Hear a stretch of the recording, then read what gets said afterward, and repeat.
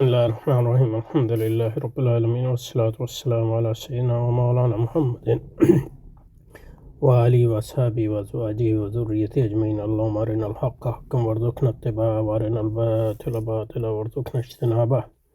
اللهم أرنا حقائق الأشياء كما هي. اللهم أرنا حقائق الأشياء كما هي. ربنا زدنا علما وعملا وإخلاصا يا رب العالمين. اللهم انصر أولياءك في غزة وفي فلسطين كلها وفي اليمن وفي لبنان وفي إيران وفي سائر بلاد الإسلام.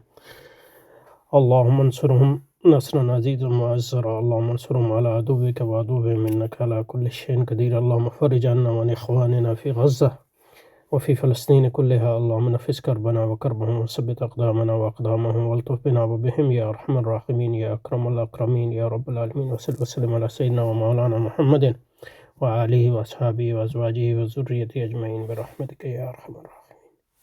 Okay, so we're still on here. The cosmological argument views the world as a finite effect.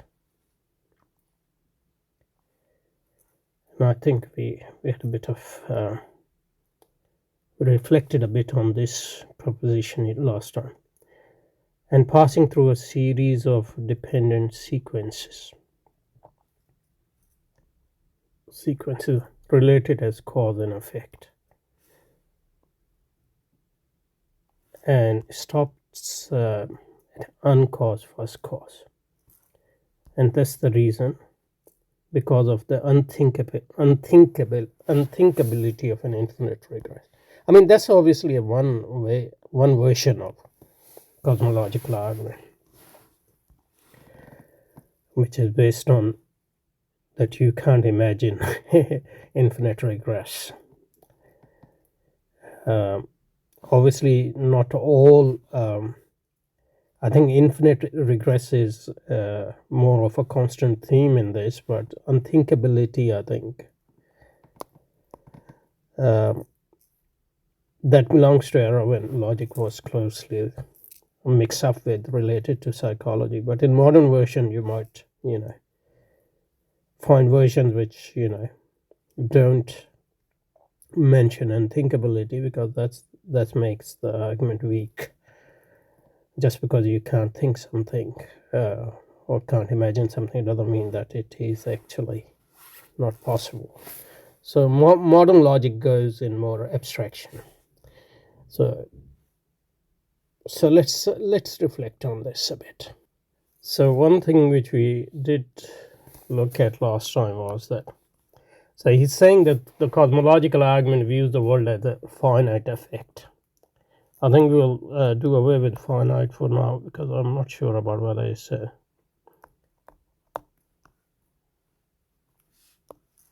mean, if you believe that finite,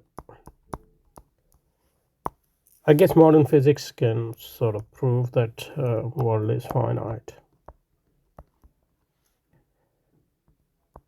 But that will depend on what it can observe or can infer from what it can observe. But how can it say anything about alam al-ghaib, for example, like absolute ghaib, if it is there?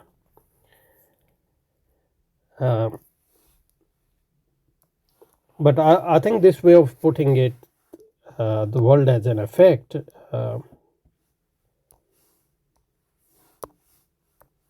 makes the argument weak, because if you already world, and if you are already presupposing that world is an effect, then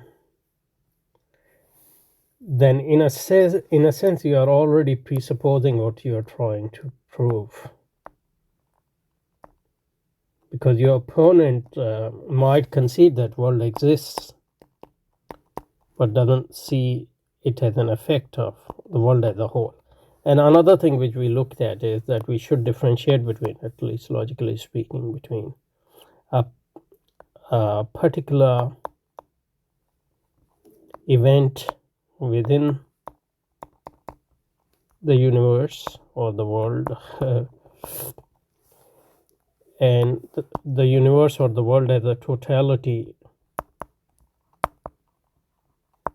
of events. So these are two So even if you believe that particular things, particular events in the world are effects and they have causes, whatever that may mean, you can't necessarily jump from this to argue that since the world as a whole exists, then it must have some cause and it must be considered an effect, because you can believe one without believing the second. Okay. And maybe we can go back to Clarke's passage we were looking at, so just because that was helpful as well, and it's related to what we are saying here.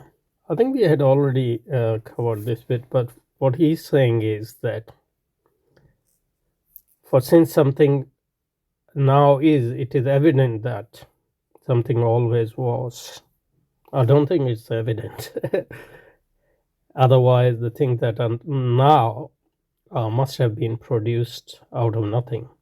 Again, he is here presupposing that they are produced, but that's not necessary. That's not necessary.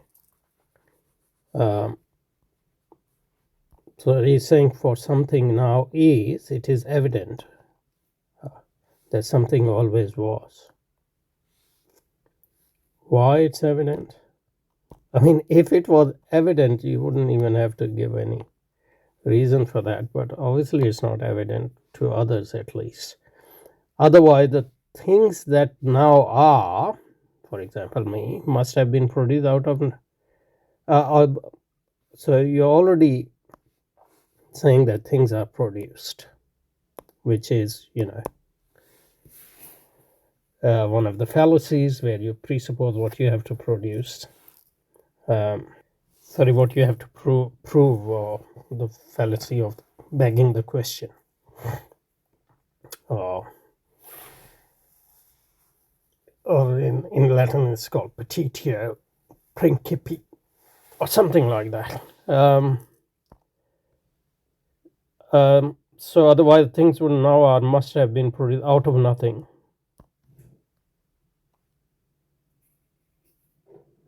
But as I said that, and last time we mentioned occasionalism, which is, I think it is called occasionalism. It's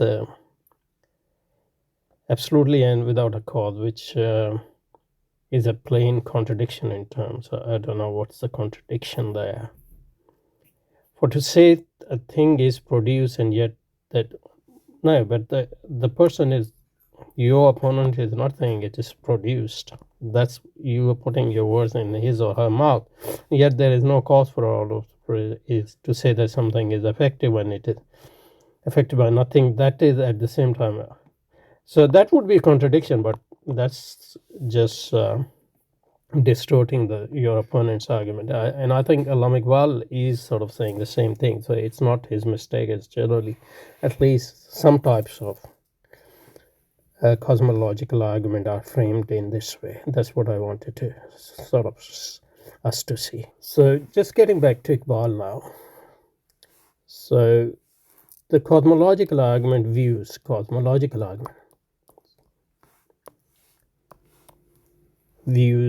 world as a finite effect. And we said that if that's what, and obviously Allama Iqbal is not incorrect here in presenting at least some of the cosmological arguments in this way, because we just saw in Clarke almost the same thing. So if you already believe that it is an effect, then maybe your argument will work or not work, but your opponent doesn't have to concede that it is an effect. They might just agree that it exists. Then you can say that, for something to exist without a cause is unreasonable or illogical, but that would be a harder argument as compared to you already presupposing that it is an effect. Because in the concept of effect, in a sense, the cause is there in that concept of effect. because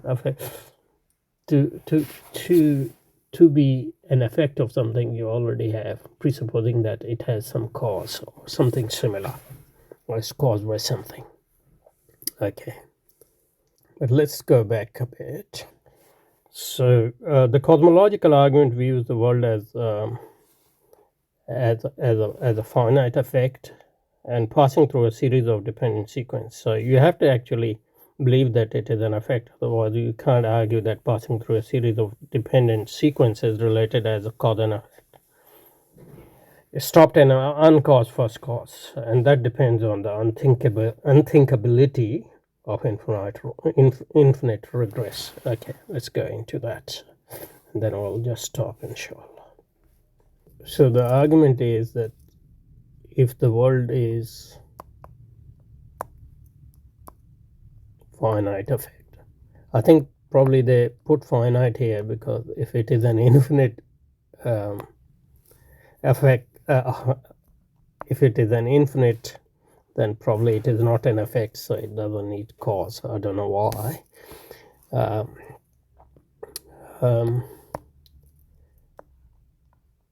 So if it is an effect, then within the effect there is so it must have a cause, and this cause then become effect, which must have a cause, etc. So that's the sequence, conception of sequence.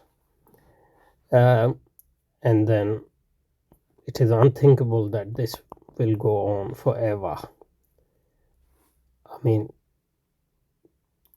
just because it is unthinkable doesn't mean that it's illogical, but in old logic, I guess they did assume. So there was a mix-up of psychology and logic there. So that's the argument against infinite regress.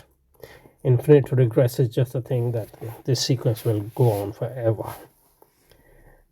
I don't know why it is. I don't think it is unthinkable. But maybe by unthinkable they mean it seems illogical. And yeah. So, but when we talk about cause and effect, I think we should remember that cause can be a necessary cause, for example.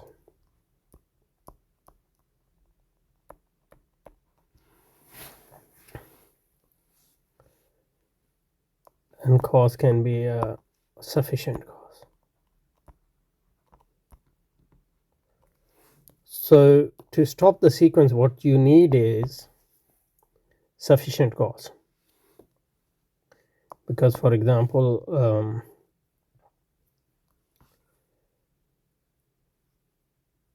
the existence of, or the fact that there are clouds in the sky is a necessary cause of rain, but it's not sufficient, because a lot of time we have clouds but no rain. So there must be some other things too. So what they're talking about cause there is sufficient cause, not just any cause. So you have the world is an effect, and there's a cause, and that cause become effect, and there's one uncaused cause you have to stop, because it is unthinkable that infinite regress. But so this is called God. So for example, in Persian, you have name for God is Khuda. So that means Khuda. So he is self-caused or something like that. Mean to come, and Khud means self. So he is self-coming. Because Amdan means to come. Yeah. So, and I'm sure in other languages you can see something similar. So what I'm saying is uncaused cause. This must be not just any cause, but sufficient cause in order to stop infinite regress. So the argument just doesn't just need to prove that this uncaused cause, but also that this uncaused cause is a sufficient cause to stop this sequence. Okay, we'll just stop at just sort of defining infinite regress and seeing how to look at it just briefly here. We'll pick it up again. So this is from Encyclopedia of Philosophy. Infinite regress means is a series, or in our case he uses the word sequence, with the first number. So you have a effect there, first number. In this case that's not a number but an effect, the word is, but no last member. First member, sorry, not number, but not a last member. For example, you start with 0, 1, 2, 3, but you can't name the last element in this series, because the moment you mention like 121, you can always add 122. I don't know whether in the case of arithmetic it's considered infinite regress as a bad thing, but in the case of effect it is considered a bad thing, because we already saying it is an effect, and if it is keep going then you don't have any. So you have always an effect without that is considered somehow bad, and there are many strategies through which it is. One is unthinkability, so that says that it's unthinkable that this will keep going forever in the case of cause and effect related to the world we live in, but probably not necessarily in all cases. Okay, so we'll keep looking at this, but probably let's go back to the text and see if we need to add anything. Otherwise we'll stop here today. So we'll cover it. We have covered it until the cosmological argument views the world as a finite effect and passing through a series of dependent sequences related as causes and effects stops at an uncaused first cause because of the unthinkability of an infinite regress. So we'll start from it is however.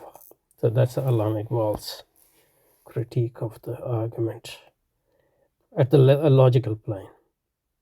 Okay, subhanakallahumma wa bihamdika nashhadu an la ilaha illa anta nastaghfiruka wa natubu ilayk. Sallallahu ta'ala ala rasulil khair khalqi Muhammadin wa alihi wa sahbihi ajma'in.